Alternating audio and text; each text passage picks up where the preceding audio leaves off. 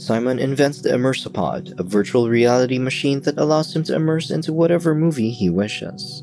With the stresses of his strained marriage, he escapes into the world of his favorite movie to be with a paramour he's loved since he was a child. If his secret affair comes to light, it could cost him a lot more than just his marriage. Simon walks into the room and runs his hand over the Immersopod as he passes it. He pushes buttons and flips switches to fire up the machine. The contraption's lid opens and he stares at his creation in awe as it lights up. Moments later, Simon lays inside the Immersopod and presses a button on the joystick. The machine lid closes over him and the headset slides over his eyes. On the wall-mounted TV, Simon's movie of choice is Horror Express. After he clicks on it, he's transported to a bustling train station. He looks around and sees a man distract another man from his post next to a large tarp-covered crate secured by heavy chains and a padlock. The man opens the padlock and undoes the chains.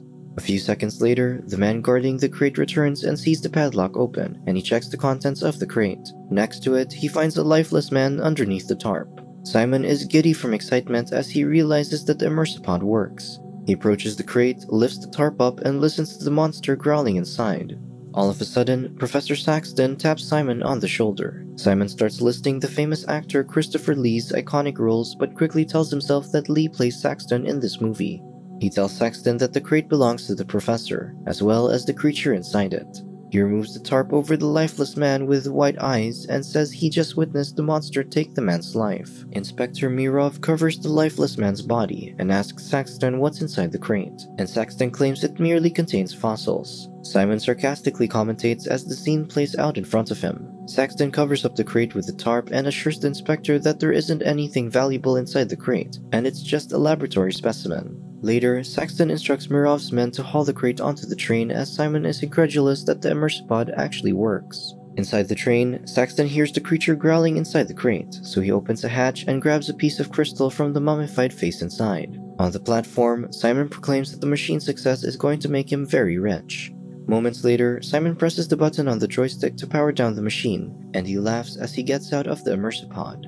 Right after, Simon runs out of the house yelling his wife Renee's name. He finds Renee by the pool and tells her that his invention works. She asks him to show her the Immersopod and he grabs her hand and leads her to his office where he shows her the world's first virtual reality immersion home theater system. Simon can see that Renee isn't all that impressed, so he explains that the miniature cameras inside the machine scans the user's body. Then, it feeds the information to the hard drives, which merges it to any pre-existing data. He offers her to try it out, but she doesn't like how little room there is. He says you only need your thumb to move to turn the machine on and off, using the joystick. Renee is still apprehensive to get in because of her claustrophobia, but Simon explains that the machine works similarly to dreaming. The scans are fed through a neural transmitter, so all one needs to do is think about moving, and the movement is executed in virtual reality. He adds that she can choose any one of her favorite movies to be in. She asks him what movie he was in, and he points to a Horror Express poster on the wall, and lovingly looks at the woman on the poster. After getting distracted, Simon continues that the Immersopod is a means of escape for people who hate their jobs and have miserable lives at home. Renee looks at her husband and wonders if he might be describing his life and no longer those of potential Immersopod users. A few seconds later, Simon tries to convince Renee to try the machine, but she refuses because she isn't desperate for a way out or trapped in a miserable situation. She leaves, and Simon is left confused in the middle of the room. In the bedroom, Simon asks Renee if he did anything that upset her, and she asks if he invented the machine to escape his terrible life. He denies her allegations, but she reminds him that after being married for less than a year, he spent most of his time working on it. Then, Simon gets down on one knee and asks Renee if she remembers what her father said when he asked for permission to marry her. She says that her father said no because Simon had no money and was only marrying her for money, making her look like a fool. He holds her face in his hands, promises he'll never betray their wedding vows, and gives her a kiss. That night, Simon sneaks out of bed, dresses up in a suit, and gets inside the Immersopod. In the luggage van of the train, Countess Irina deposits her valuables and hands them over to the baggage man.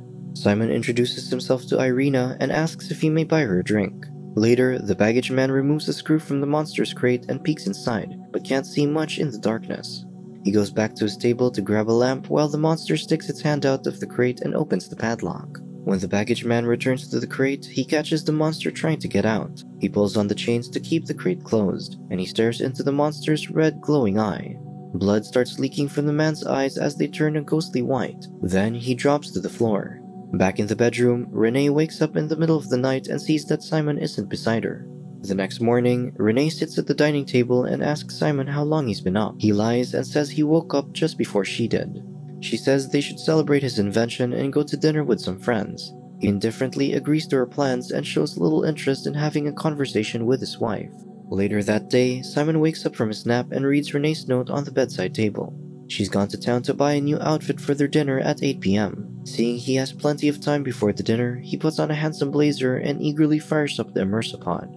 In the luggage van, Mirov asks Saxton and Dr. Wells if they knew what had happened to the baggage man. Saxton asks why the baggage man was trying to open the crate, and Wells admits that he asked the baggage man to check what was inside. Mirov tells this man to open the crate using an axe. When the hatch is opened, they find the baggage man's lifeless body inside, but no sign of the monster. Wells asks Saxton what was inside the crate, and Saxton insists it was just a 2-million-year-old fossil. Simon fanboys over the actors Christopher Lee and Peter Cushing before telling them to continue on with their roles. In the dining area, Irina enters a private dining room where Simon waits for her.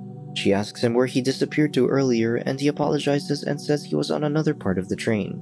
At the house, the gates open and Renee steers into the driveway. Back in the dining car, Irina tells Simon about what happened to the baggage man, and Simon thinks it might happen again, so she'll be safer being with him. He moves over to the seat next to the Countess and they continue flirting with each other. Simon admits how he's been in love with Irina since he was a little boy and kisses her passionately. Abruptly, he hears the sound of Renee's car lock. Outside the house, Renee walks toward the house carrying several shopping bags. Inside the office, Simon pushes the button on the joystick and the machine opens. Shortly after, Simon sits on the living room couch with his eyes closed just as Renee walks in and places the shopping bags on the table. She asks if he feels ill, and he plays along and says that he doesn't feel well. She believes his lie and thinks it must be because of how hard he's been working. Seconds later, Renee says she should get Simon to bed and he remembers their dinner plans. He tells her that she should still go to dinner and invite another friend to join her. He continues pretending he isn't feeling well and coughs as he walks toward the bedroom. Later that day, Renee wears her new dress and pretends to end a call with a friend. She goes into the bedroom to make sure Simon is okay with being home alone despite feeling sick. He lies down on the bed, playing up his fake illness, and tells his wife to have a great time at dinner and not to worry about him. Renee looks doubtful and suspicious as she closes the bedroom door. After Renee leaves the room, Simon perkily sits back up, puts his blazer on, and fixes his hair. Outside the house, Renee gets in the car and gives her father a call. He asks about Simon and she tells him about the new invention, and her father doesn't sound impressed. She says the money isn't the point of their marriage, but he disagrees and hangs up the call. Shortly after, Renee feels hurt from what her father said and she walks back into the house. She goes to the bedroom and sees that Simon isn't there, so she heads to his office. In the office, Renee sees a pile of clothes on the floor and Simon inside the immersopod, completely clothless, moaning pleasurably. Renee sees that he's inside Horror Express and is appalled at what she's witnessing, so she turns around and leaves the office. That night, Simon walks into the bedroom looking tired but with a smile on his face. He tells Renee that he didn't hear her get home. He gets into bed and says goodnight to the Countess, which breaks Renee's heart. Moments later, after Simon has fallen asleep, Renee sneaks out of bed and gets inside the immersopod. She clicks the button on the joystick and the machine lid closes over her. In the train, Wells is about to perform an autopsy on the baggage man's body. He takes a scalpel and uses it to slice the cadaver's forehead. Meanwhile, Renee enters the train car where she sees Irina playing the piano and her husband, Count Marion, standing next to it. She tells the Count that his wife is sleeping with her husband. In the luggage van, Wells uses a bandsaw on the cadaver's skull. He removes the top of the skull and Mirov asks the doctor if he knows what happened to the baggage man. The doctor sees that the baggage man's brain has lost all its bumps and ridges and is completely smooth. He remembers meeting the man earlier and he was normal then. In the Count's train car, Renee demands Irina tell the Count where she was last night. Irina approaches Renee, saying Simon will never be hers, and slaps her before leaving the room. Back in the luggage van, Wells explains that the wrinkles on a person's brain are where memories and learning are stored, so the baggage man's memory has been erased. Somewhere on the train, one of the Count's guards is attacked by the monster. In the luggage van, Renee follows Irina, who tells her that Simon loves her. Renee exclaims that she's never liked the movie Horror Express as the monster watches the women from the shadows. Suddenly, the monster attacks Renee and stares into her eyes with its red glowing eye. She becomes dizzy and feels the blood leaking from her eyes. She quickly presses the button on the joystick to exit the simulation and rolls out of the immersopod. She realizes that her eyes also leaked blood in real life and not just in the simulation. The next morning, Simon wakes up and notices Renee isn't beside him. He walks to the dining room where he sees various tools, such as a wrench and pruning shears, on top of the table. She asks if he feels better, and he says that he does, and it was probably a bug that made him feel ill. She retorts that it wasn't a bug but a feature, though he doesn't catch her comments, so she feigns ignorance and doesn't repeat it. Seconds later, Simon asks what the tools are for, and she says the sink was leaking.